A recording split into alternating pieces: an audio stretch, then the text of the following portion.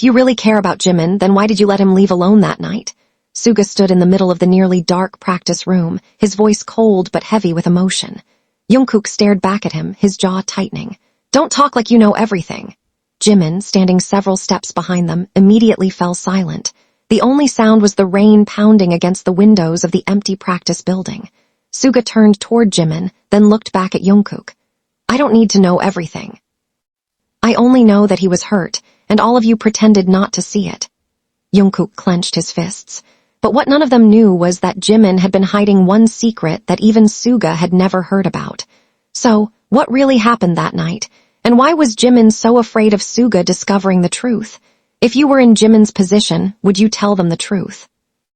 It was almost midnight when the practice building finally began to feel like a place that had forgotten the outside world. The corridors were empty. Most of the lights had been switched off, and the familiar footsteps of staff had disappeared one by one until only the low hum of the air conditioning remained. Rain had been falling for nearly 2 hours, turning the windows into sheets of moving silver. Earlier that evening, the members had gathered for what should have been an ordinary rehearsal. Nothing about the schedule suggested that the night would become a memory none of them could easily forget. Jimin had arrived before everyone else. He had smiled when the first staff member greeted him, placed his bag neatly beside the wall, and walked into the practice room as though everything was normal. But there was something different about him. His movements were slightly slower. His answers were shorter. And whenever someone asked if he was tired, he gave the same small smile and said, "I'm fine." It was the kind of answer everyone had heard from him countless times before, which was perhaps why nobody questioned it. Jungkook noticed that Jimin kept checking his phone, but he assumed it was something personal. RM noticed that Jimin barely touched the food brought into the room, but he did not want to pressure him. Jin made a small joke to lighten the mood, and Jimin laughed at exactly the right moment, convincing everyone for a few seconds that nothing was wrong. J-Hope watched him carefully from the other side of the room, sensing something he could not quite name. Even Taehyung asked quietly, "Are you sure you're okay?" Jimin nodded. "Just didn't sleep much." Then the music started, and the room filled with familiar sounds, the beat from the speakers, shoes sliding across the floor, counts being called out, and the occasional laughter when someone missed a step. For almost an hour, Jimin managed to hide whatever was weighing on him. But Suga noticed something the others missed. He noticed that every time Jimin thought nobody was looking, his expression changed. The smile disappeared. His shoulders dropped. His eyes became distant for just a few seconds before he forced himself back into the moment. Suga said nothing. He simply watched. That had always been his way. He rarely demanded explanations. He waited until people were ready to speak. Near the end of rehearsal, Jimin suddenly stopped moving. The music continued for another few seconds before the choreographer noticed and cut the track. Jimin looked up quickly. "Sorry, my mistake." "You need a break?" the choreographer asked. "No, I'm okay." Suga glanced at him. That answer again, "I'm okay." But this time Jimin did not sound convincing. After rehearsal ended, the members began gathering their things. Jungkook was the first to approach Jimin. "You going home?" Jimin hesitated. "Yeah, in a little while." "Want me to wait?" Jungkook asked. Jimin shook his head. "No, you go ahead." Jungkook studied his face for a moment. There was concern in his eyes, but also uncertainty. "Okay, text me when you get home." Jimin nodded. "I will." Jungkook left the room. RM followed shortly afterward, then Jin, J-Hope, and Taehyung. Within minutes, the building became almost completely silent. Jimin remained seated on the floor near the mirror, staring at his phone. The screen illuminated his face in the darkness. There was one unread message. He looked at it for several seconds but did not open it. Then he locked the phone and placed it face down beside him. Suga was still there. He had been standing near the doorway, quietly putting his belongings into his bag. "You're not leaving?" he finally asked. Jimin looked over his shoulder. "Soon." Suga nodded but did not move. "You said that 10 minutes ago." Jimin gave a faint smile. "You were counting." "I noticed things." The smile disappeared from Jimin's face. For a moment, neither spoke. Outside, thunder rolled somewhere beyond the city. Jimin looked toward the window. "It's raining hard." "Yeah." Another silence. Then Suga picked up his bag and walked toward the door. "Come on, I'll take you home." Jimin immediately shook his head. "No, Hyung, it's okay." Suga stopped. "Why? I just want to walk for a bit." "In that rain." Jimin looked away. "I need some air." Suga studied him carefully. He knew Jimin well enough to recognize when an ordinary answer was hiding an extraordinary problem. Still, he did not force him. Fine, but don't disappear. Jimin nodded. I won't. Suga left first. Jimin waited several minutes before finally standing. He picked up his bag, slipped on his jacket, and walked down the empty corridor. The elevator doors opened with a soft chime. As he stepped inside, his phone vibrated again. He froze. This time, he looked at the screen. The message was short. We need to talk. Tonight. Come alone. Jimin's face changed instantly. The elevator doors closed before anyone could see it. Outside the building, Suga was already standing beneath the entrance canopy, looking at the rain. He had not actually left. Something in Jimin's voice had made him stay. And when the elevator finally opened several floors below, Suga saw Jimin walk out through the glass doors alone. He watched him disappear into the rain. For reasons he could not explain, Suga felt that something was terribly wrong. What he did not know was that Jimin was walking toward a meeting that would force him to choose between protecting someone else and finally telling the truth. And before the night was over, that choice would bring Jungkook back into the middle of everything. The rain had become heavier by the time Jimin reached the end of the street. He pulled the hood of his jacket over his head, but the wind kept pushing the cold water against his face. Cars passed in long streaks of reflected light, their tires hissing over the wet asphalt. He kept walking without looking back. The message on his phone was still open. We need to talk. Tonight. Come alone. There was no name attached to it anymore because Jimin had already deleted the contact weeks ago. He knew exactly who had sent it, and that was the reason his hands had been shaking since the moment he left the building. The meeting place was an old neighborhood cafe several blocks away from the practice building, a small place that stayed open late for students, delivery workers, and musicians who needed somewhere quiet after midnight. Jimin had been there once before. Nobody from the company knew about it. Nobody from the members knew either. Pushed open the glass door and a small bell rang above his head. Warm air immediately surrounded him. The smell of coffee and wet pavement mixed together. Only 3 tables were occupied. At the far corner, beneath a yellow hanging lamp, sat a young man named Min. He was in his late 20s, thin, tired-looking, and wearing an old black jacket that seemed too large for him. The moment he saw Jimin, he stood. You actually came. Jimin stopped several steps away. You said it was important. Min looked toward the window before answering. It is. Jimin sat across from him. Neither spoke for a few seconds. The cafe owner placed a cup of hot tea in front of Jimin without asking. Min had apparently ordered it earlier. Jimin wrapped both hands around the cup but did not drink. Why did you contact me again? He asked quietly. Min lowered his eyes. Because I don't know what else to do. Jimin's expression softened. You promised me you wouldn't contact me anymore. I know. You promised. I know. Minnie's voice cracked on the second word. He looked embarrassed and quickly turned his face toward the window. Jimin watched him silently. This was the part nobody else understood. Months earlier, before Min had disappeared from the small circle of musicians they occasionally worked with, Jimin had discovered that he was struggling badly. Not with fame, not with money alone, with the feeling that his entire life had become something he could no longer control. He had lost work, fallen behind on rent, and stopped answering calls from friends because he was ashamed of needing help. Jimin had quietly helped him once, then twice. He had never told anyone. He had never wanted recognition for it. But eventually Min began refusing help, insisting that he could stand on his own. Jimin respected that. What Jimin had not expected was for Min to disappear completely. I thought you were doing better, Jimin said. Min gave a bitter smile. I wanted you to think that. Jimin's eyes dropped to the table. Why? Because every time I saw you I felt worse. Jimin looked up. Worse, Min nodded. You kept believing I could recover. I couldn't stand disappointing you. The words landed quietly, but Jimin felt their weight. He leaned back in his chair. You don't disappoint me because you're struggling. Min stared at him. Then why did you stop answering? Because I was embarrassed. Jimin remained silent. He understood that kind of silence. The silence of someone who had convinced himself that disappearing was easier than explaining pain. What happened tonight? Jimin finally asked. Min reached into his jacket and placed a folded piece of paper on the table. Jimin looked at it but did not touch it. What is that? A notice. For what? Eviction. Jimin's expression changed. How long? 3 days. The cafe suddenly felt much quieter. Jimin looked toward the window. Rain ran down the glass in crooked lines, blurring the lights outside. Where's your family? He asked. Min laughed softly, but there was no humor in it. My mother thinks I'm working, my younger sister thinks I'm fine, they both believe I'm building a career. He looked down at his hands. I can't tell them I failed. Jimin's voice became gentler. You didn't fail. You don't understand. Maybe I don't.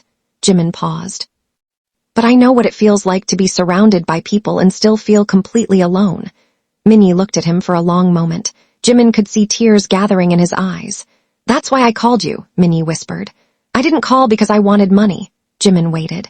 Then why? Minnie slowly pulled another object from his pocket. It was a small silver key. He placed it on the table between them. Because there is someone else you need to help. Jimin's expression hardened slightly. Who? Minnie hesitated. Someone from the company? No. A musician? No. Jimin looked confused. Minnie swallowed. A teenager. Jimin stared at him. What teenager?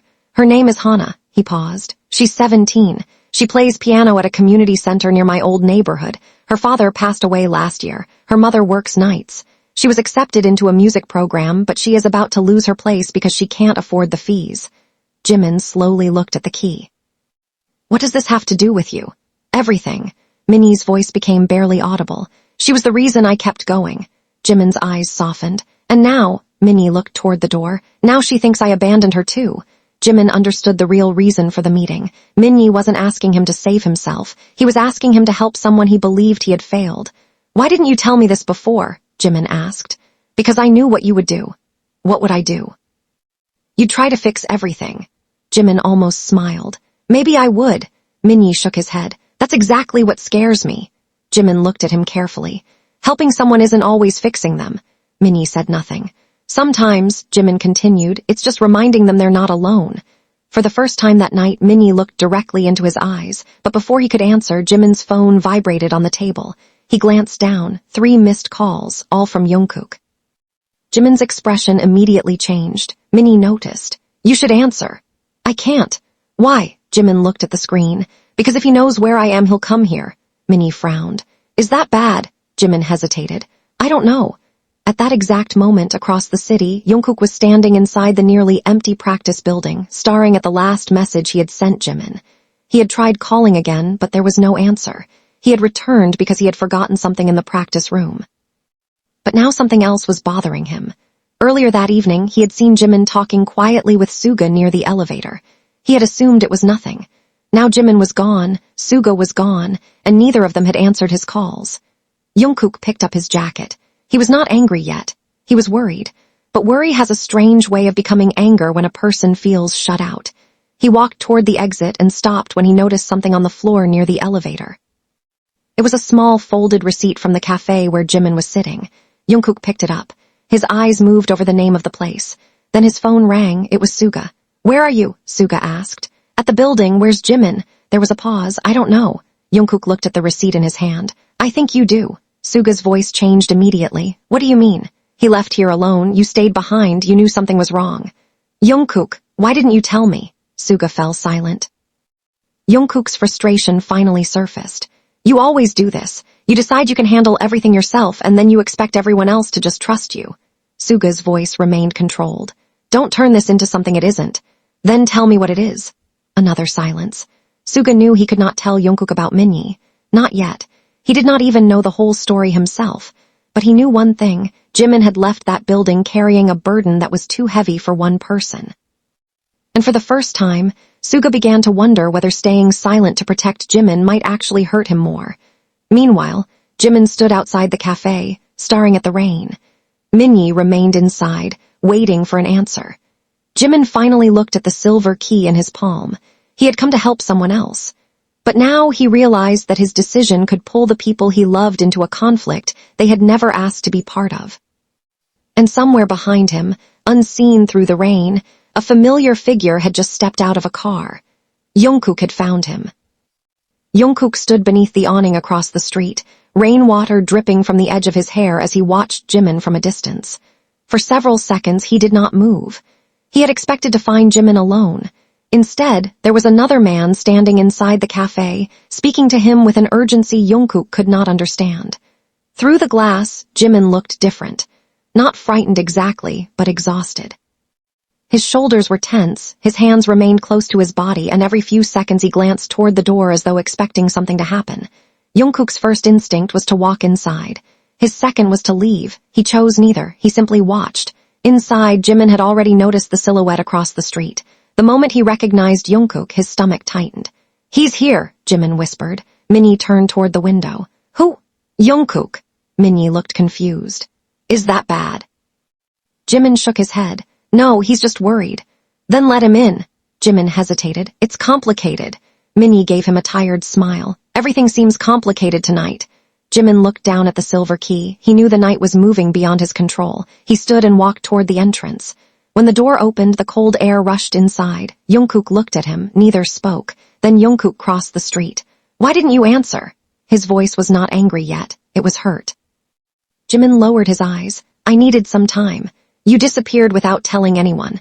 I told you I'd text. You said that hours ago." Jimin sighed. "I'm sorry." Jungkook glanced through the cafe window and saw Minnie sitting alone. "Who's that?" "Someone I know." "From where?" Jimin paused. "Music." Jungkook's expression tightened. "Why are you meeting him alone at midnight?" "Because he needed help. And you couldn't tell us." "I didn't want everyone involved." Jungkook looked at him for several seconds. "You always say that when you're trying to carry something by yourself." Jimin did not answer. "Hayoung," Jungkook continued, softer now, "you don't have to do everything alone." Jimin looked up. "I know. Then why are you doing it?" Jimin's eyes moved toward the cafe. "Because sometimes people don't need 7 people asking questions. Sometimes they just need one person to listen." Jungkook's expression softened for a moment. Then he noticed the key in Jimin's hand. "What's that?" Jimin closed his fingers around it. "Nothing." "Jimin, it's complicated." Jungkook exhaled sharply. "That's exactly what you said before." "Because it is." "Then explain it." Jimin looked away. "I can't." That sentence changed something in Jungkook's face. He stepped back slightly as though he had been pushed. "You can't." Jimin realized immediately how it sounded. "That's not what I mean." "Then what do you mean?" "I mean I can't explain everything right now." "Why?" "Because it isn't only my story."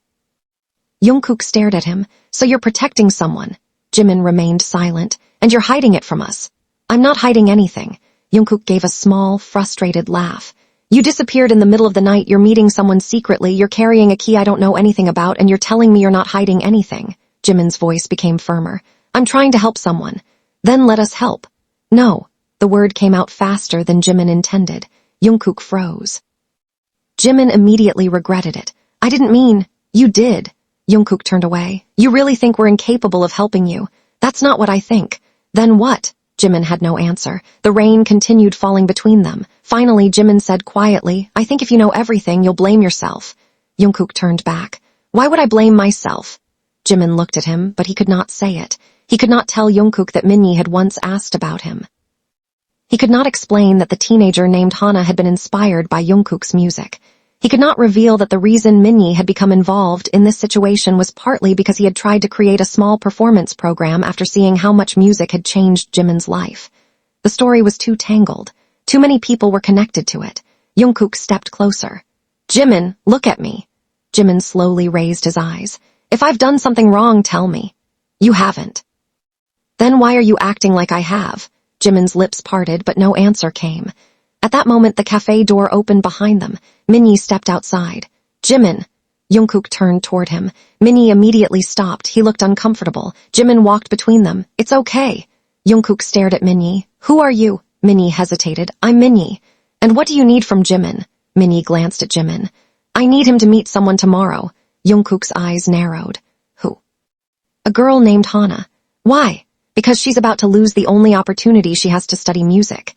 Jungkook looked at Jimin. "You were going to do this alone." Jimin nodded reluctantly. Jungkook shook his head. "No." "Jungkook, no, you don't get to decide that helping someone means shutting everyone else out." Jimin's voice grew tense. "This isn't about you." Jungkook's expression hardened. "I know, that's the problem. You keep deciding what everyone should know and what everyone should feel." Jimin fell silent. Minnie looked between them, realizing he had accidentally stepped into something much bigger. "Maybe I should go," he said. Jimin turned. "Wait." But Minnie had already walked away. Jungkook watched him disappear into the rain. "You see," he said quietly, "this is what happens when you carry everything alone." Jimin looked at him with frustration.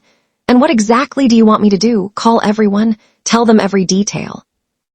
Let 7 people turn one person's problem into a meeting? I want you to trust us." "I do trust you." "Then prove it." Jimin looked down. His eyes were beginning to fill with tears, but he refused to let them fall. You don't understand. Jungkook's voice softened. Then make me understand. Before Jimin could answer, headlights appeared at the end of the street. A black vehicle stopped near the curb. The passenger door opened and Suga stepped out. He had followed them. He had not come to interfere. He had come because something inside him had refused to let Jimin walk through the night alone. He approached slowly, his eyes moving from Jungkook to Jimin. What's happening? Jungkook looked at him. Ask him. Jimin closed his eyes for a moment. Hayoung, please. Suga stopped. He saw Jimin's face and understood immediately that this was no longer a simple disagreement. Let's go somewhere warm, Suga said. Jungkook shook his head. No, we need to talk now. Suga looked at him. Not here. Why not? Because Jimin is exhausted, and you keep protecting him from everyone. Suga's eyes narrowed. I'm protecting him from making this worse. Jungkook stepped forward. You don't know what you're talking about. Suga remained still. I know enough. No, you don't. Jungkook's voice rose. You saw him hurting and decided you were the only one who had the right to know why. Suga's jaw tightened. Jimin stepped between them again. Stop. Neither moved. Please, Jimin whispered. That one word finally silenced them. Suga looked at Jimin and noticed something that made his expression change. Jimin was not angry. He was afraid. Not afraid of Jungkook, not afraid of Suga. He was afraid of what would happen if the truth came out. Suga slowly lowered his voice. Jimin, what are you protecting? Jimin stared at him. For several seconds, the only sound was rain striking the pavement. Then Jimin finally whispered, someone who doesn't believe they deserve to be saved.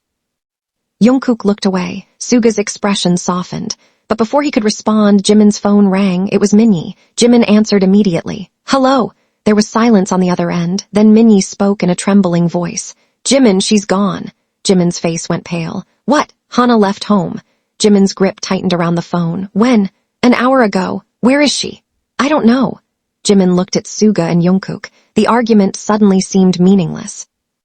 The three of them were standing in the rain, realizing that whatever had started that night had just become something far more serious. Suga reached for Jimin's shoulder. We're finding her. Jimin looked at him. Hayoung, no arguments. Suga glanced at Jungkook. We do this together. Jungkook nodded, his anger disappearing beneath concern. Together. And for the first time that night, Jimin realized that perhaps the secret he had been protecting was no longer something he could carry alone. But he still didn't know that the person who would ultimately reveal where Hana had gone would be the very person Jimin had been most afraid to involve. The first thing Suga did was take Jimin's phone from his trembling hand and ask Minnie to stay on the line. He did not raise his voice. He did not panic. He simply asked questions, one after another, building a picture from fragments. When was the last time you saw her? What was she wearing? Did she take her phone? Does she have somewhere she usually goes when she's upset? Minnie answered as quickly as he could. Jungkook stood beside Jimin, listening carefully, while Jimin stared at the wet pavement as though his mind had already gone somewhere else. She took her backpack, Minnie finally said, and her old music notebook. Suga paused. Anything else? Her headphones. Jimin suddenly looked up. The community center. Suga turned toward him. Why? She always goes there when she wants to be alone. Minnie immediately shook his head through the phone. No, I already checked. Jimin frowned. Did you check the back room? It's locked. Jimin looked at Suga. She has a key. For a second, nobody spoke. Then Jungkook said, let's go. The three of them got into Suga's car while Minnie followed separately. The rain had turned the streets into dark mirrors and the city seemed strangely quiet despite the late-night traffic. Inside the car, nobody spoke for several minutes. Jimin sat in the back seat, staring through the window. Jungkook sat beside him. Suga drove. The windshield wipers moved steadily from side to side, creating a rhythm that almost felt like a clock counting down. Jimin, Jungkook said quietly. What? How long have you known her? Jimin hesitated. A few months. And you never told us. She asked me not to. Jungkook looked down. You really thought you had to keep this completely secret. I promised. Even from us. Jimin turned toward him. Especially from you. Jungkook looked hurt. Why? Jimin swallowed. Because you care too much. Jungkook gave a small, disbelieving laugh. That's supposed to make me feel better. No, Jimin looked away. It's supposed to explain why I was scared. Suga heard the exchange but remained silent. He understood something neither of them had said aloud. Jimin wasn't trying to exclude Jungkook. He was trying to protect him from guilt. That distinction mattered. When they arrived at the community center, the building was dark except for one dim light near the entrance. Suga parked and immediately stepped out. The rain had softened to a mist. Jimin ran toward the side entrance, but the door was locked. "Back room," he said. They walked around the building. Behind it was a narrow alley leading to an old metal staircase. Jimin climbed quickly. Jungkook followed. Suga remained a few steps behind, watching the darkness. At the top was a small door. Jimin pulled a key from the silver keychain Minnie had given him earlier. It turned once. The door opened. Inside, the room smelled of dust, old wood, and piano polish. A single emergency light cast a pale glow across the room. There was an upright piano near the window. Beside it sat a backpack. Jimin stopped. "She's been here." Jungkook picked up the backpack. "It's still warm." Jimin's heart sank. "Then she's close." They searched the room. Nothing. Suga walked toward the piano. He noticed a sheet of music lying open on the stand. The final page had been torn out. "Jimin." Jimin turned. "Look." He approached slowly. Written in pencil at the bottom of the page were several words. "I don't want to be a burden anymore." Jimin's face changed. He touched the paper carefully. "She thinks everyone would be better without her." Jungkook's eyes filled with concern. "We have to find her." Suga nodded. "Where would someone go from here?" Jimin looked around. Then his eyes landed on an old photograph taped to the wall. It showed a small riverside stage where local musicians performed during summer festivals. Jimin remembered seeing Hana there months earlier. She had been sitting alone behind the stage, listening to other performers. "The river." Suga immediately understood. "Let's go." They hurried outside, but before they reached the car, Jimin stopped. He was staring at something on the ground. A small blue headphone case lay beside the steps. He picked it up. Inside was a handwritten note. Jungkook looked over his shoulder. "What does it say?" Jimin unfolded it. His lips trembled as he read. "Thank you for believing in me." Jimin closed his eyes. "She's saying goodbye." Jungkook immediately took out his phone. "I'm calling emergency services." Suga nodded. "Do it." Jimin suddenly grabbed Suga's arm. "Hyung." Suga turned. "What?" "I promised her I wouldn't tell anyone." Suga looked directly into his eyes. "You promised to protect her privacy. You did not promise to let her disappear." Jimin's eyes filled with tears. "I was afraid she'd hate me." "She might," Suga said quietly. "But she'll have a chance to hate you if you find her." Jimin stared at him. It was not a comforting sentence. It was better than comfort. It was honest. And somehow that honesty gave him the strength to move. They drove toward the river. Jungkook stayed on the phone with emergency services, giving them every detail they knew. Suga called the manager and asked for help without explaining more than necessary. RM began coordinating information from the community center. Jin contacted people who knew the neighborhood. J-Hope reached out to staff who could help search safely. Taehyung quietly called Minnie and stayed with him because Minnie had begun blaming himself. For the first time that night, the entire group was moving in the same direction. Nobody was asking who was responsible. Nobody was asking why Jimin had kept the secret. They were simply trying to find one person before the night became irreversible. When they reached the riverside, the rain had almost stopped. Streetlights reflected across the water. Jimin stepped out of the car and looked along the empty walkway. "Hana!" he shouted. His voice disappeared into the darkness. Jungkook called her name next. Suga walked in the opposite direction, scanning the benches, the trees, and the narrow paths beside the river. Then Jimin heard something, a faint sound, music. He turned toward the old pedestrian bridge. "Wait!" Everyone stopped. The sound came again, a piano melody barely audible beneath the wind. Jimin ran toward it. Under the bridge beside a concrete pillar sat Hana. Her headphones were around her neck. Her knees were pulled against her chest. She wasn't moving. Jimin stopped several meters away. He did not rush toward her. He remembered what Suga had said. Sometimes helping someone meant simply reminding them they were not alone.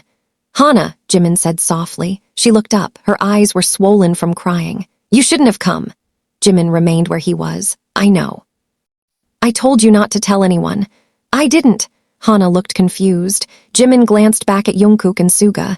"They found me." Hana lowered her eyes. "I'm sorry." "Don't apologize. I ruined everything." Jimin slowly shook his head. "No," Hana looked at him. "You don't understand." "Maybe I don't." Jimin sat down on the wet ground several feet away from her. His expensive jacket immediately absorbed moisture from the pavement. Jungkook looked as though he wanted to stop him, but Suga quietly placed a hand on his arm. "Let him," he whispered. Jimin looked at Hana. "Tell me what you're thinking." She laughed bitterly. "That everyone would be happier if I stopped being a problem." Jimin's eyes became wet. That's not true. You don't know that. I know what it feels like to believe something about yourself so strongly that you stop hearing anyone who disagrees.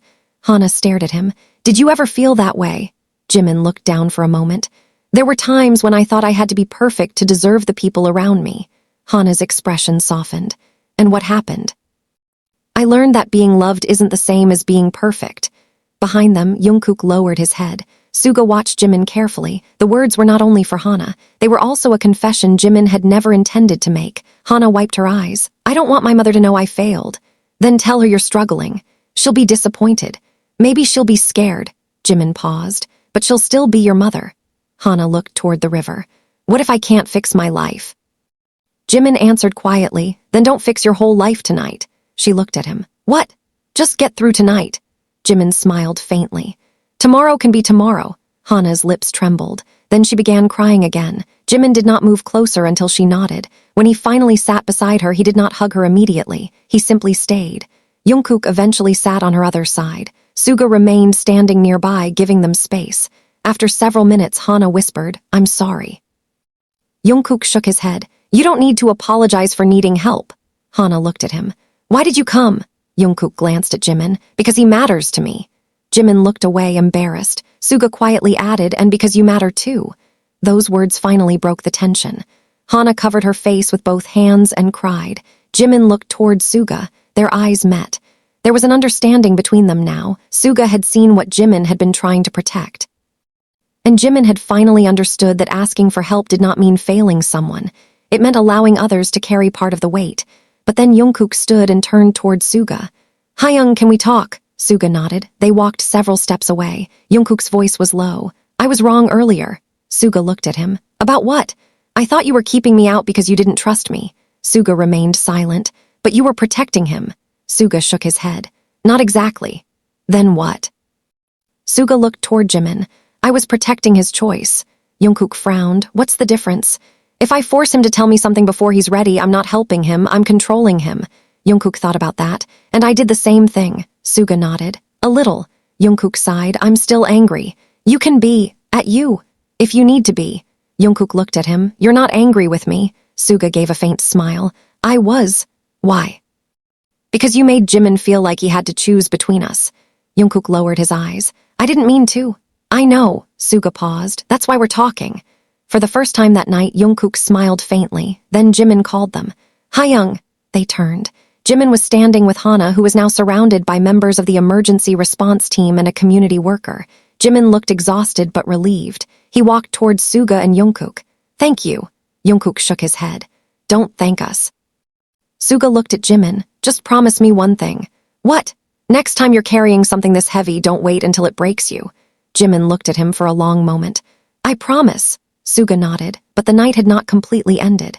Because when Minnie finally arrived and saw Hana safe, he broke down in tears. He apologized repeatedly. Hana did not forgive him immediately. She simply looked at him and said, I thought you abandoned me. Minnie cried harder. I thought disappearing would make things easier for everyone. Hana shook her head. It didn't. That sentence stayed with Jimin long after they left the riverside. It stayed with Jungkook too. And perhaps most of all, it stayed with Suga. Because somewhere between the argument in the practice room and the silence beside the river, they had discovered the real conflict had never been about who was right. It was about how easily people who love each other can hurt one another while trying to protect each other. And for Jimin, the most difficult part of the night was still ahead. He had finally allowed Suga and Jungkook to see the truth. Now he would have to face what that truth had revealed about himself. The building was almost empty when they returned just before dawn. The rain had stopped, but the windows were still covered with droplets that caught the pale blue light of morning. Everyone had gone home except Jimin and Suga. Jungkook had stayed for a while, then finally left after making Jimin promise to call if he needed anything. The others had done the same in their own quiet ways. No speeches, no dramatic promises. Just messages, small gestures, and the simple understanding that the night had changed something between them. Jimin walked back into the practice room alone. The lights were off. He did not turn them on. He stood in front of the mirror and looked at his reflection. His hair was still damp. His jacket was wrinkled. There were faint shadows beneath his eyes. For the first time that night, there was no one to perform strength for. He sat down against the mirrored wall and pulled his knees toward his chest. A few minutes later, the door opened. Suga walked in carrying 2 bottles of water. He placed one beside Jimin without saying anything. Jimin looked at it, then at him. "You didn't go home. Neither did you." Jimin smiled faintly. "Fair." Suga sat several feet away. The silence between them did not feel uncomfortable. It felt necessary. Jimin opened the bottle but didn't drink. "Hayoung. Were you really angry with Jungkook?" Suga thought for a moment. "Yes. Because of me." "Partly." Jimin looked down. "I'm sorry." Suga shook his head. "Don't apologize for other people's feelings." "But I caused it." "No." Suga's answer was immediate. "We caused it." Jimin looked at him. Suga continued, "You kept something from us because you thought protecting someone meant carrying everything alone. Jungkook got angry because he thought being excluded meant he wasn't trusted. I got angry because I thought he was making your situation worse. None of us handled it perfectly." Jimin gave a quiet laugh. "That sounds like you." "What does?" "You make everything sound simple." Suga looked at the mirror. "It's not simple." "Then why do you make it sound that way?" "Because if I say everything I feel, I'll probably make it worse." Jimin smiled. "So you do have feelings?" Suga glanced at him. "Unfortunately." Jimin laughed for the first time that night. It was quiet but real. Then the laughter faded. "Hayoung." "Yeah. Why did you defend me?" Suga looked at him. Jimin's voice was almost a whisper. "Back there, with Jungkook, why did you stand up for me?" Suga remained silent for several seconds. "Because you weren't defending yourself."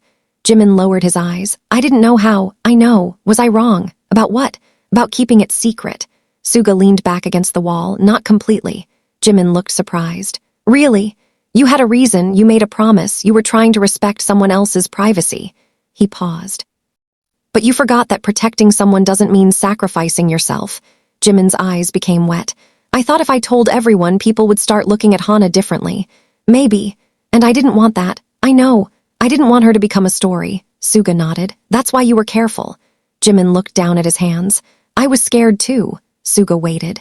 Jimin continued, "Not just for her, for me." "Why?" "Because I was afraid that if I couldn't help her, it would mean something about me." Suga's expression softened. "There it is." Jimin looked at him. "What?" "The real reason." Jimin swallowed. "I wanted to save her because I couldn't stand the idea of being helpless." Suga nodded slowly. "That's different from helping someone." Jimin's eyes filled with tears. "I know, you don't have to save everyone." Jimin stared at the floor. "But what if I can?" "Then help." Suga paused. "But know where your responsibility ends." Jimin wiped his cheek quickly. "You're good at saying things like that." "No," Suga smiled faintly. "I'm just older. That's not the same thing. It helps." Jimin laughed softly again. Then the room fell silent. The morning light became brighter. Outside, the city was beginning to wake. Delivery trucks moved through the streets. Somewhere downstairs, a staff member unlocked a door. Ordinary world was returning, but inside the practice room, time seemed to move more slowly. Jimin looked at Suga. "I thought you were angry because of Jungkook." "I was, but you weren't really angry at him." Suga considered the question. "I was angry because I saw you standing there trying to convince everyone you were fine." Jimin's smile disappeared. "I wasn't." "I know. How?" "Because you always say you're fine when you're not." Jimin looked at him. "You noticed." Suga gave him a tired expression. "Of course I noticed." Those 3 words affected Jimin more than he expected. His eyes lowered. "Sometimes I think nobody notices." Suga answered quietly. "People notice more than you think, they just don't always know what to do with what they see." Jimin nodded. "That's true." After a pause, Suga added, "And sometimes people are waiting for you to give them permission to help." Jimin looked up. "Was that what Jungkook was doing?" "Yes, even when he was angry. Especially then." Jimin smiled sadly. "I hurt him. He hurt you too. But I know he didn't mean to." "Neither did you." Jimin leaned his head against the mirror. "Why does caring about people become so complicated?" Suga looked toward the window. "Because people aren't problems you can solve." Jimin was silent. "They're people," Suga continued. "They make mistakes, they misunderstand things, they get scared. Sometimes they say something cruel because they're afraid of losing someone." Jimin looked down. "Like Jungkook." "Like all of us." A long silence followed. Then Jimin's phone vibrated. He checked it, a message from Jungkook. "You awake?" Jimin smiled. He typed back, "Yeah." A second message arrived. "I'm sorry." Jimin stared at it for a while, then he wrote, "Me too." He hesitated before adding, "Thank you for coming." Jungkook replied almost immediately, "Always." Jimin locked his phone. Suga had seen the exchange but pretended not to. "He'll be okay," Suga said. "I know." "And you?" Jimin looked at him. What about me? Will you be okay? Jimin thought about it. I don't know, Suga nodded. Good answer. Jimin laughed. Why is that a good answer? Because it's honest. Jimin looked toward the brightening window. For months, he had believed strength meant knowing exactly what to say, knowing when to smile, knowing how to reassure everyone else even when he was falling apart inside. That morning, sitting on the floor of an empty practice room beside someone who rarely spoke about his own emotions, he understood something different. Maybe strength was not always about holding everything together. Maybe sometimes it was admitting that something had become too heavy. Hi, Young, Jimin said quietly. Thank you for not asking me to explain everything immediately. Suga looked at him. I wanted to. I know, but you weren't ready. Jimin nodded. And now, Suga asked. Jimin took a slow breath. Now I think I am. Suga did not interrupt. Jimin looked down at his hands. There was something else about Hana that I never told you. Suga's expression changed slightly. What? Jimin hesitated. She didn't just admire our music. He paused. She had been writing songs for years. Minnie found her recordings and sent them to me. They were rough, but there was something in them. She wrote about her mother, her father, school, loneliness, everything. She said she wanted to become a musician because music was the only place where she could say things she couldn't say to people. Suga listened carefully. And you wanted to help her study? Yes. Why didn't you tell the company? Because she didn't want anyone to know her name. She was afraid that if people knew I helped her, they'd assume she got an opportunity because of me. Suga nodded slowly. She wanted to earn it. Exactly. Jimin's voice softened. I promised her I'd never turn her struggle into publicity. Suga looked at him with understanding. That explains a lot. Jimin smiled sadly. But I still made a mistake. Everyone does. I should have trusted you. You do now. Jimin looked at him. Yes. Suga stood and stretched his shoulders. Let's figure out what comes next. Jimin stood too. What about Hana? We make sure she gets support without making her feel like a project. And Minnie, we help him understand that disappearing isn't the same as protecting someone. Jimin nodded. And Jungkook, Suga smiled slightly. You talk to him. Jimin sighed. Of course. Why are you making that face? Because he talks too much when he's emotional. Suga laughed quietly. You're one to talk. Jimin stared at him in disbelief. Hi, Young. Suga opened the door. Come on. Jimin followed, smiling despite himself. But as they walked down the corridor, Jimin stopped. He looked back at the empty practice room one last time. The argument, the rain, the fear, the river, Hana's tears, Jungkook's anger, and Suga's quiet defense all seemed to exist in the same space. He realized the night had not changed everything. It had simply revealed what had already been there. Love could make people protective. Fear could make them defensive. And silence, even when meant kindly, could create wounds of its own. Jimin turned toward Suga. Hi, Young. Suga stopped. What? Next time I say I'm fine. Suga raised an eyebrow. Yes. Jimin smiled. Don't believe me. Suga gave him a small nod. I never do. And as they continued down the hallway, neither of them noticed that someone was waiting near the entrance. Jungkook had returned. He had heard only the final sentence. But he had come back for a reason of his own, and the conversation waiting between the three of them would force Jimin to confront one final truth. Sometimes the person you are trying hardest to protect is the very person you need to stop protecting from the truth. Jungkook was standing near the entrance when Jimin and Suga walked out of the corridor. He looked exhausted, his hair still damp from the rain, but there was something calmer in his expression than before. Jimin stopped when he saw him. You came back. Jungkook nodded. I forgot something. Suga glanced at him. What? Jungkook looked at Jimin. You. Jimin's expression softened immediately. Suga understood that this was no longer a conversation he needed to be part of. I'll wait outside, he said, walking toward the doors. Jimin watched him leave, then turned back to Jungkook. You hurt us. A little. How much? Enough, Jimin sighed. Jungkook, I'm not angry. Jimin looked surprised. You're not. Jungkook shook his head. I'm still hurt, that's different. They stood facing each other beneath the pale morning light. For a few seconds, neither knew how to begin. Finally, Jungkook said, I kept thinking about what happened last night. Jimin nodded. Me too. I thought you didn't trust me. I do. Then why did it feel like you were keeping me outside? Jimin looked down. Because I was afraid. Of me? No, Jimin took a breath. Of what would happen if you knew how much I was struggling. Jungkook's expression changed. You were struggling too. Jimin gave a small smile. You really thought I was okay. Jungkook shook his head. No, I just didn't know how bad it was. Neither did I. That answer silenced him. Jimin continued, I thought I could handle it. I thought if I just kept helping Hana, everything would eventually work out. And when it didn't, I blamed myself. Jungkook stepped closer. Why? Because I was the person she trusted. That doesn't make you responsible for everything that happens to her. I know that now. Jungkook looked away. I wish you had told me. Jimin nodded. I wish I had too. The silence between them became softer. Then Jungkook said something Jimin had not expected. I was jealous. Jimin blinked. Jealous. Not of Hana. Jungkook smiled sadly. Of Suga Hyung.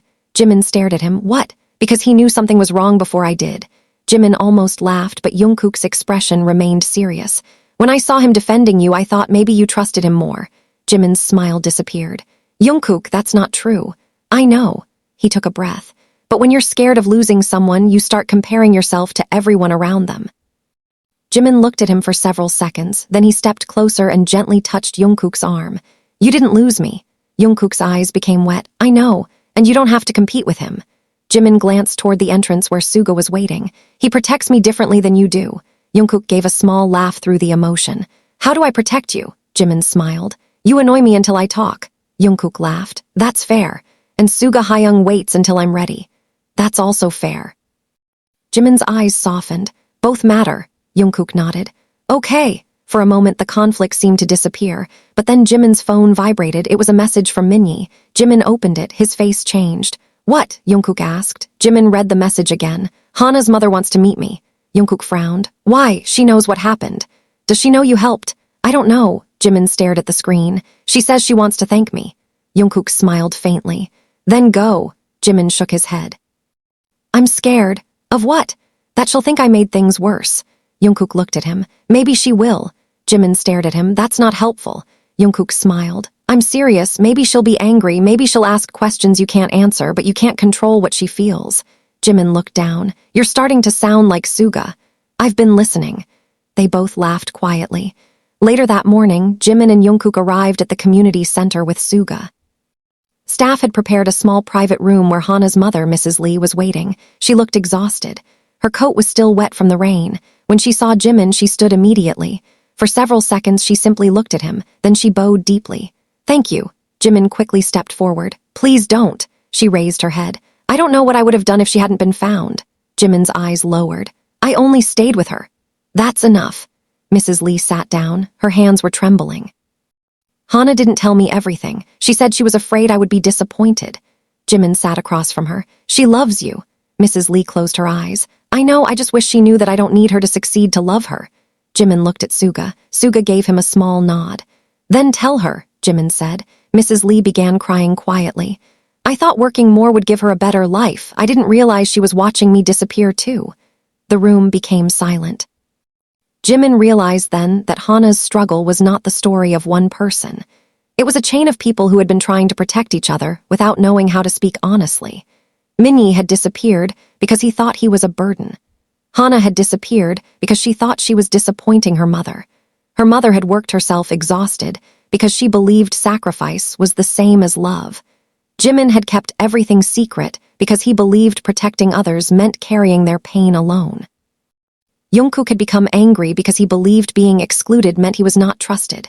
Suga had defended Jimin because he recognized the pattern before anyone else. Everyone had been acting out of love, and somehow love had still created distance. When Hana entered the room, her mother stood immediately. Neither spoke. Then Hana began crying. I'm sorry. Mrs. Lee crossed the room and pulled her into her arms. No, Hana cried harder. I'm sorry. No more apologizing. Her mother held her tightly. You are my daughter. You don't have to earn your place in my life. Jimin looked away, unable to hide his emotion. Jungkook lowered his head. Suga remained still, but his eyes were shining. The embrace lasted a long time. No cameras, no audience, no applause, just a mother and daughter finally saying what they had both needed to hear. Afterward, Hana approached Jimin. I thought you would be disappointed in me. Jimin shook his head. I was disappointed that you felt you had to disappear. Hana smiled through her tears. I'm still scared. You can be scared. What if I fail? Jimin answered. Then you'll learn something. What if I fail again? Then you'll learn again. She laughed softly. You make it sound easy. It isn't. Jimin looked at her. That's why you don't have to do it alone. Hana nodded. Then she looked at Suga. Can I ask you something? Suga raised his eyebrows. Sure. Do you think I should keep playing music? Suga glanced at the piano in the next room. Do you want to? Hana nodded. Then keep playing. She smiled. Even if I'm not good enough. Suga's answer was simple. Being good enough isn't the first question. Hana looked confused. Then what is? Suga looked toward the piano. Whether you still have something to say. Hana's eyes filled with tears again. I do. Then say it. That afternoon, Hana played the piano for the first time in months. It wasn't perfect. She missed 2 notes. Her hands trembled. She stopped halfway through the song and almost walked away. But her mother remained seated in the front row. Minnie stood near the back. Jimin and Jungkook watched quietly. Suga stood beside the door. When Hana finally finished, there was no dramatic applause, just a few seconds of silence. Then her mother began clapping. Minnie followed. Jungkook smiled. Jimin wiped a tear from his cheek. Suga simply nodded. Hana looked at them and smiled. It was a small moment, but it carried everything the previous night had been trying to say. Nobody had rescued her life. Nobody had magically solved her problems. She still had tuition to figure out, a family conversation ahead, and a difficult road in front of her. But she was no longer facing that road alone. Later, outside the building, Jungkook stood beside Suga. Hyung, I understand now. Suga looked at him. Understand what? Why you defended him? Suga smiled slightly. Good. Jungkook looked toward Jimin, who was speaking with Hana.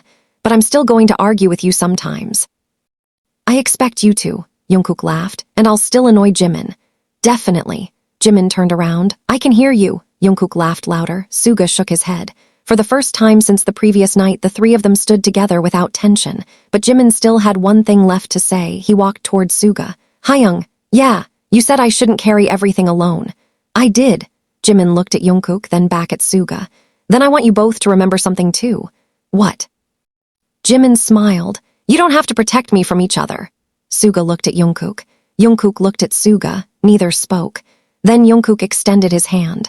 Suga stared at it for a second before taking it. It was not dramatic. It was not perfect. It was simply a quiet acknowledgement that they had both misunderstood something important. Jimin watched them and smiled. Months later, that night would still be remembered by the people who had been there. Not because it had solved every problem, but because it had changed the way they responded when someone said, I'm fine. And for Jimin, that became the most important lesson of all. Sometimes the bravest thing a person can do is admit that they are not okay before someone else has to discover it for them. The days that followed were quieter than anyone expected.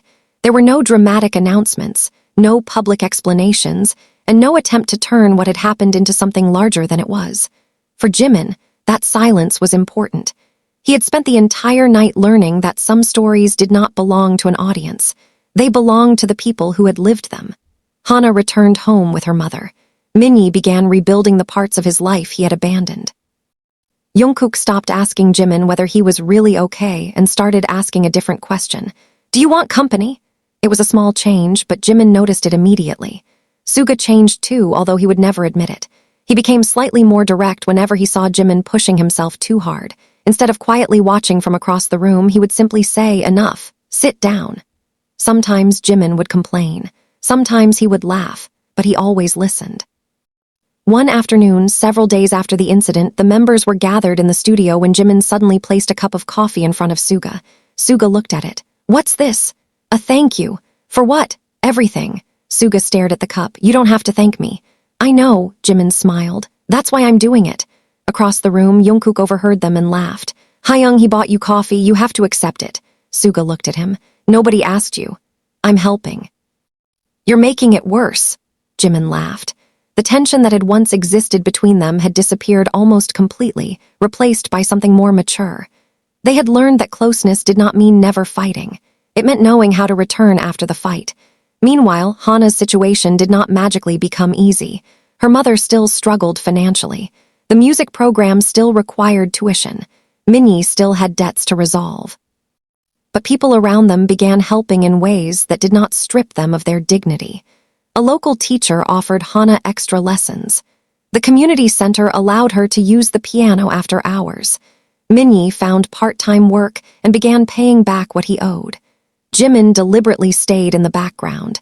He refused to let his name become the reason Hana received an opportunity. When the community center later announced that Hana had earned a place in the music program through a scholarship audition, she cried before telling anyone. Her mother cried too. Minnie simply sat down and covered his face with both hands. He had spent months believing he had failed everyone. That letter became proof that his story was not finished. Several weeks later, Hana sent Jimin a short voice recording.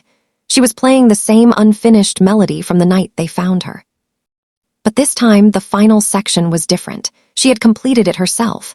Jimin listened to the recording alone in his room. When the final note faded, he smiled. Then he forwarded it to Suga without adding any explanation. A few minutes later, Suga replied with only 3 words. She found it. Jimin knew exactly what he meant. She had found her voice again. But the story also left a mark on Jungkook. One evening, he found Jimin sitting alone in the practice room. "Can I ask you something?" Jimin nodded. Jungkook sat beside him. "When you said you were afraid I'd blame myself, what did you mean?" Jimin took a moment before answering. "Because you care deeply, sometimes you think caring means being responsible." Jungkook looked down. "Maybe you're right. I wasn't trying to shut you out.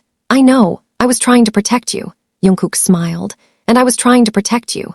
Jimin laughed quietly. "We really are terrible at this." Apparently. They sat in silence. Then Jungkook said, "Next time let's just talk." Jimin nodded. "Next time." The conversation was simple, but it mattered. Because healing rarely arrives as one dramatic moment. More often it appears in small repetitions, someone answering a call, someone staying in the room, someone asking twice when the first answer sounds wrong. That was what happened with Suga too. He never became someone who suddenly talked endlessly about his feelings. But he began making his concern visible. If Jimin looked exhausted, he said something.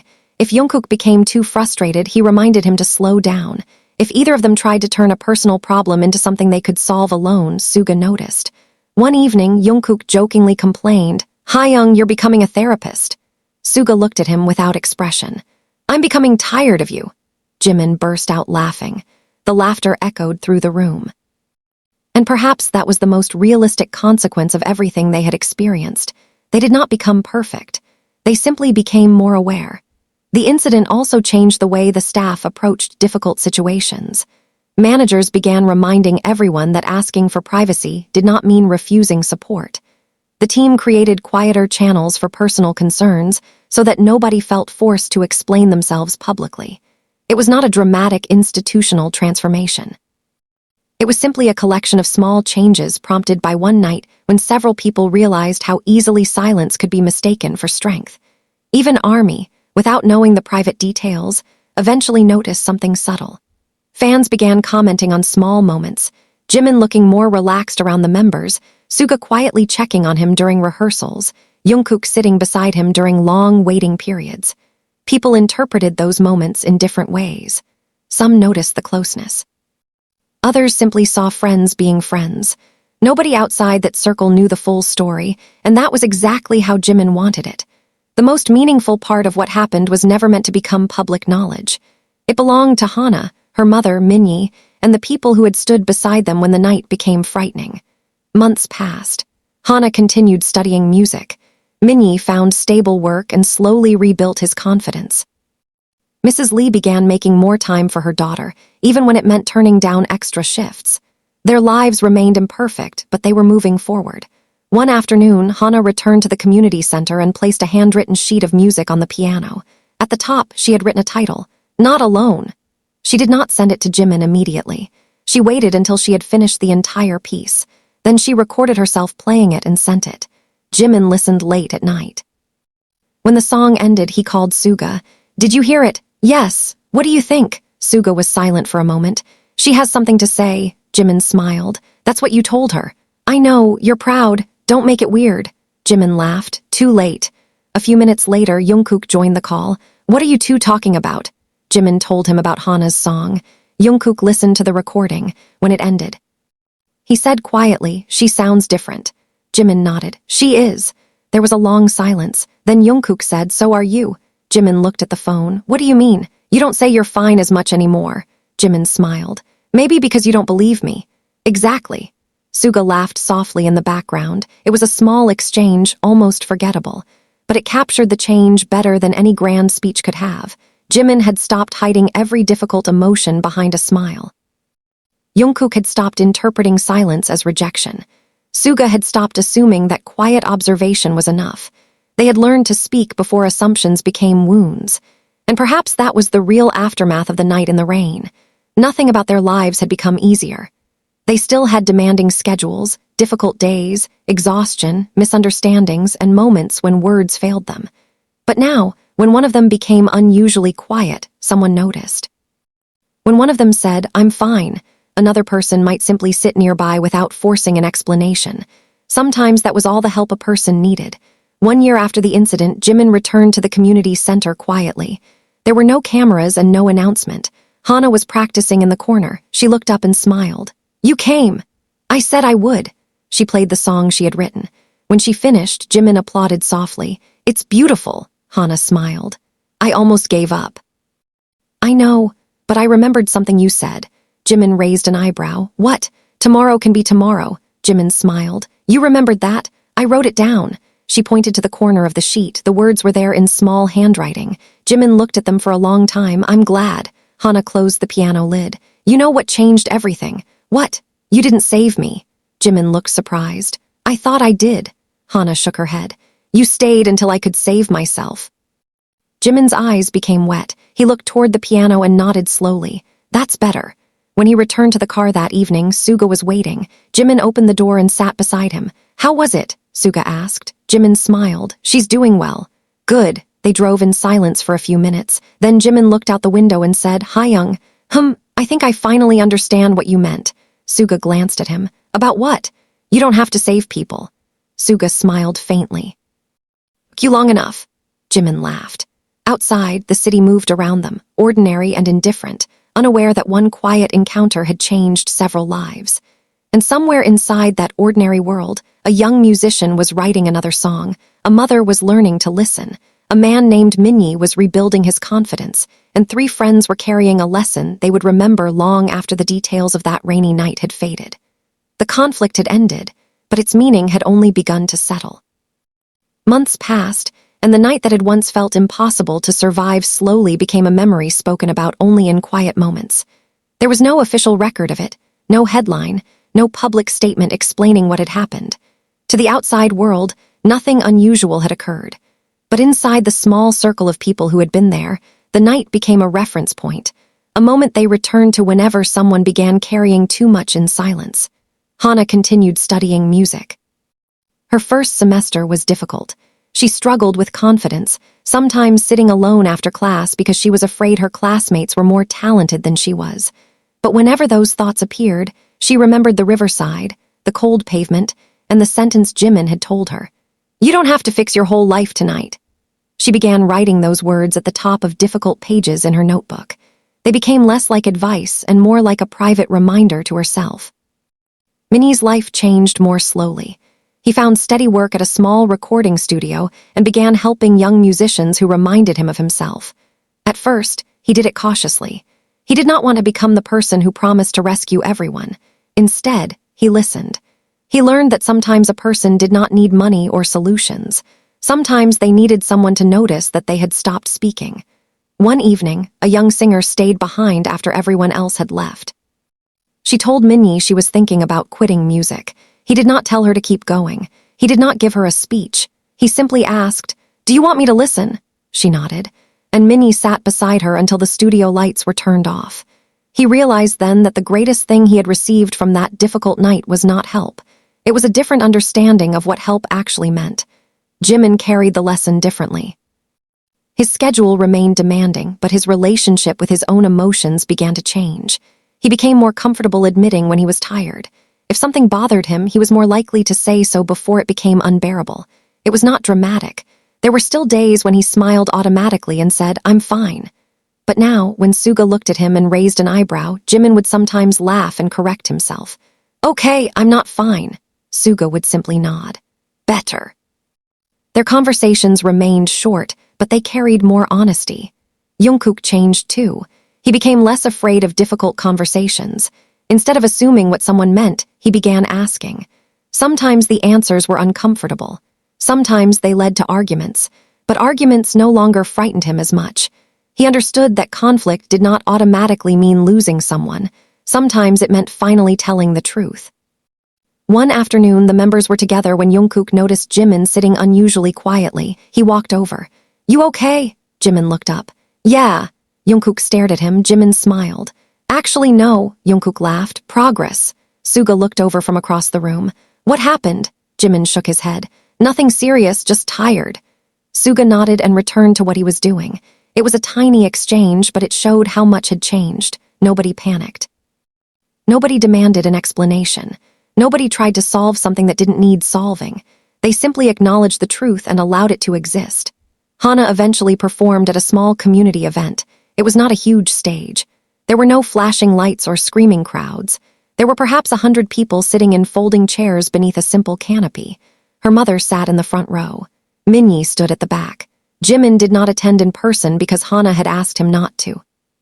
She wanted one performance where she could stand without wondering whether people were watching because of him. He respected that. Instead, she sent him a recording afterward. Before beginning, she looked at the audience and said, "This song is for anyone who has ever believed they were a burden." Then she began to play. The melody was quiet at first. Then it grew. There was no perfect technique, no attempt to impress anyone. There was honesty. Her mother cried silently through the final verse. Minnie looked down at the floor. When the song ended, the audience remained silent for a moment before applauding. Hana looked toward her mother. Her mother stood. They smiled at each other. Later that night, Hana called Jimin. "Did you hear it?" "Yes." "What did you think?" Jimin smiled. "I think you finally said what you wanted to say." "Was it good?" "It was yours," she laughed. "That's not an answer. It's the best answer." There was a pause. Then Hana said, "Thank you for that night." Jimin looked out his window. "You don't owe me thanks." "I know." "Then why are you thanking me?" Hana answered softly, "Because you stayed." Jimin closed his eyes for a moment. "So did you?" They said goodbye. Jimin remained by the window long after the call ended. He thought about how easily the entire story could have ended differently. If he had ignored Minnie's message, if Jungkook had stayed angry, if Suga had walked away from the practice building, if Hana had decided nobody would understand. If her mother had never learned what her daughter was carrying, none of those possibilities felt dramatic anymore. They felt frighteningly ordinary. That was perhaps the deepest lesson of the experience. Lives did not always change because of enormous events. Sometimes they changed because someone answered a phone call. Someone waited outside in the rain. Someone asked one more question after hearing, "I'm fine." Someone decided not to leave. Years later, Hana would become a music teacher. She would remember the community center as the place where she nearly gave up, but also as the place where she learned to stay. She eventually began a small program for teenagers who wanted to study music but could not afford private lessons. The program was modest. 2 old keyboards, 1 worn piano, a handful of donated notebooks, and a room that needed repainting. But every Saturday afternoon, young musicians filled it with sound. Hana never told them to become successful. She told them to keep expressing themselves. On the wall, she placed a handwritten sentence, "You don't have to fix your whole life today." She never explained where it came from. She didn't need to. The sentence belonged to her now. One evening, years after that rainy night, Jimin received a photograph from Hana. It showed the small classroom. Children were sitting around the piano. Some were laughing. One was holding a sheet of music upside down. Hana had written beneath the photograph, "We have 12 students now." Jimin smiled. He forwarded it to Suga. Suga responded, "12." Jimin replied, "Started with 1." A minute later, Jungkook joined the conversation. "What's happening?" Jimin sent the photograph. Jungkook responded with a heart. Then Suga wrote, "Good." That was all. But Jimin knew exactly what it meant. Good, not perfect, not finished, just good, enough to continue. The memory also changed the way the 3 of them understood one another. Suga became the person who could notice silence without demanding words. Jungkook became the person who could challenge silence without turning it into accusation. Jimin became the person who could finally say, "I need help," without feeling that the words made him weak. Their friendship did not become free of conflict. They still disagreed. They still irritated one another. Sometimes they misunderstood each other. But now, beneath those ordinary disagreements, there was something stronger, a willingness to return. One night, while they were leaving a studio, Jungkook suddenly asked Suga, "Do you remember that fight?" Suga glanced at him. "Which one?" Jungkook laughed. "The one where you almost killed me with your eyes." "I didn't almost kill you. You wanted to." "Maybe." Jimin laughed behind them. "You two are impossible." Jungkook looked at him. You were the reason. Jimin shook his head. I was the reason you both finally talked. Suga smiled. That's one way to describe it. They walked toward the elevator together. The doors opened. For a moment, the three stood side by side in the reflection of the metal walls. Jimin looked at them and remembered another elevator from another night, the one he had entered alone while hiding a secret. He remembered how isolated he had felt then. Now he was standing between two people who had once been angry with each other because they cared about him in different ways. The difference was almost invisible from the outside. But to Jimin, it meant everything. The elevator descended slowly. Jungkook broke the silence. Hayoung. If you ever say you're fine when you're not. Jimin smiled. I know. Suga looked at him. He'll annoy you. Jungkook nodded. Until you talk. Jimin laughed. And you'll wait, he asked Suga, until you're ready. The elevator doors opened. They walked out together. No cameras followed them. No crowd witnessed the moment. There was nothing cinematic about it except the meaning they carried with them. A single rainy night had not transformed them into different people. It had simply taught them to pay closer attention to the people they already loved. And perhaps that was the legacy that mattered most. Not that Suga had defended Jimin. Not that Jungkook had argued with Suga. Not even that a frightened teenager had been found before the night became something irreversible. The lasting legacy was simpler. Three people learned that love without communication can become fear, protection without trust can become distance, and sometimes the most powerful form of kindness is not solving someone's pain, but refusing to let them face it alone. Years later, none of them would remember every word spoken that night. They would forget the exact time they reached the river, the color of the cafe chairs, the number of phone calls made before dawn. But they would remember the feeling. The feeling of realizing that someone could be standing right beside you and still be carrying an invisible weight. And whenever that happened again, they knew what to do. They would stop. They would look. They would ask. And this time, they would wait for the answer. Years later, the details of that rainy night had become softer around the edges, like an old photograph kept too long in a drawer. Nobody remembered every sentence. Nobody could recall exactly how many times the phone had rung, how long the rain had continued, or who had spoken first when the silence became unbearable. But Jimin remembered the feeling.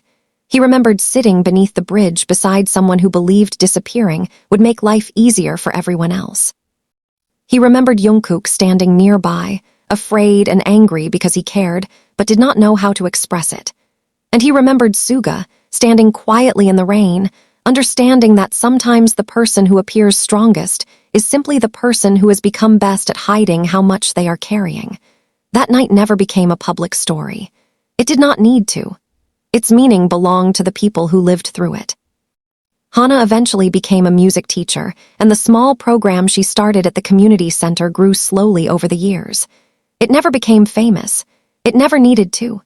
Every weekend, young musicians entered that same modest room carrying different problems: family pressure, financial struggles, fear of failure, loneliness, uncertainty about the future. Hana never promised to solve those things for them. Instead, she listened.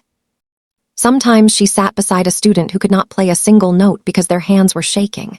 Sometimes she simply left the room door open when someone needed space. On one wall hung a sentence written in her own handwriting: "You don't have to fix your whole life today." She never explained where the words came from. The students simply assumed they were hers. In a way, they were. Minyi remained part of her life too. He eventually became someone younger musicians trusted. He learned that redemption was rarely a dramatic transformation. It was usually repetition, showing up, keeping promises, answering calls, admitting when you were wrong, starting again after failing. He never forgot the night he thought disappearing would protect everyone. Years later, when someone told him they were ashamed of needing help, he would remember the rain outside that cafe and say, "Needing help doesn't make you a burden. Refusing to let anyone help you can make the burden heavier." He would never mention Jimin's name.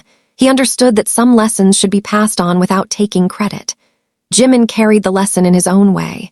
He became more willing to admit uncertainty, more willing to tell people when he was tired, more willing to say, "I don't know what to do," without immediately feeling responsible for finding an answer.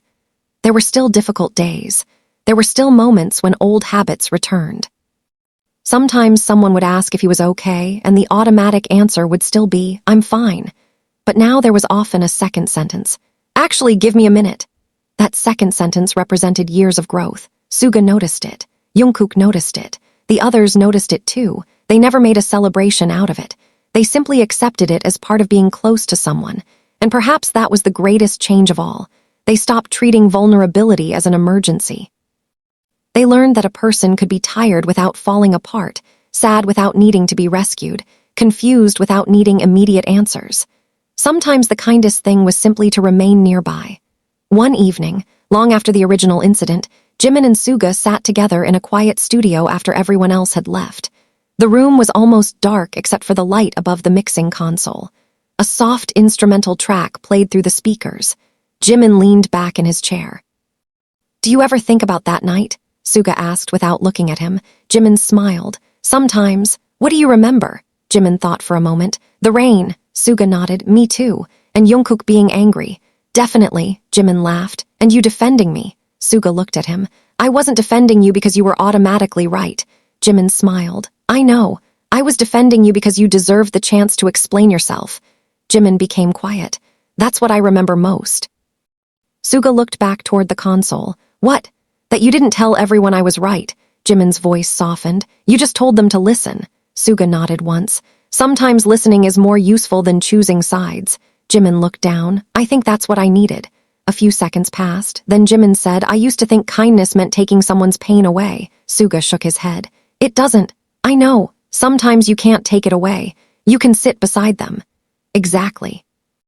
Jimin smiled. "You really were paying attention that night." Suga gave him a sideways glance. "I usually do." The studio fell quiet again. Outside, the city lights moved across the windows.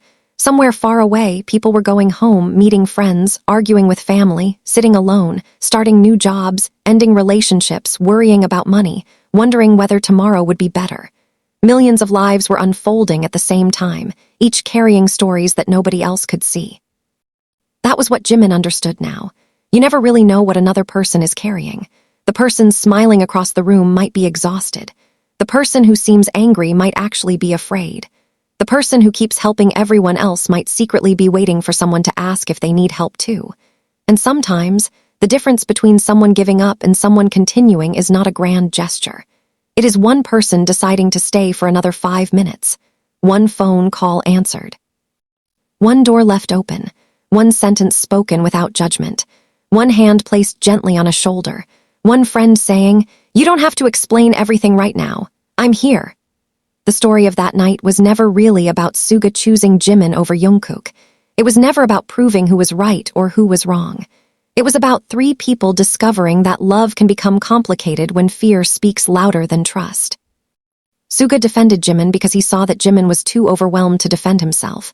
Jungkook fought back because he was terrified that being excluded meant he was losing his place beside someone he loved. Jimin hid the truth because he believed protecting everyone meant carrying the weight alone. They were all wrong in different ways, and they were all right in one important way. They cared. What changed them was not the absence of conflict. It was what they did after the conflict. They returned. They listened. They apologized. They stayed. Maybe that is what friendship really looks like when the cameras are gone and nobody is watching. Not perfection. Not constant agreement. Not knowing exactly what to say. Sometimes friendship is simply recognizing that someone has become quieter than usual and refusing to ignore it.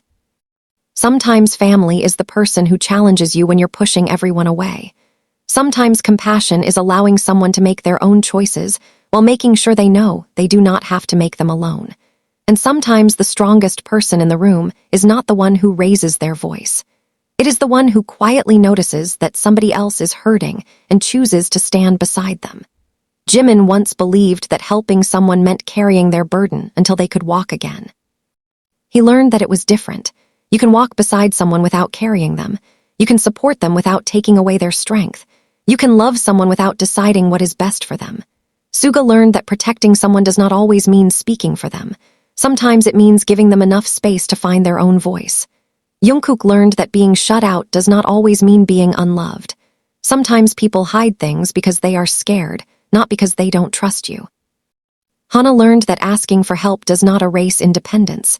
Minnie learned that disappearing does not protect the people you love.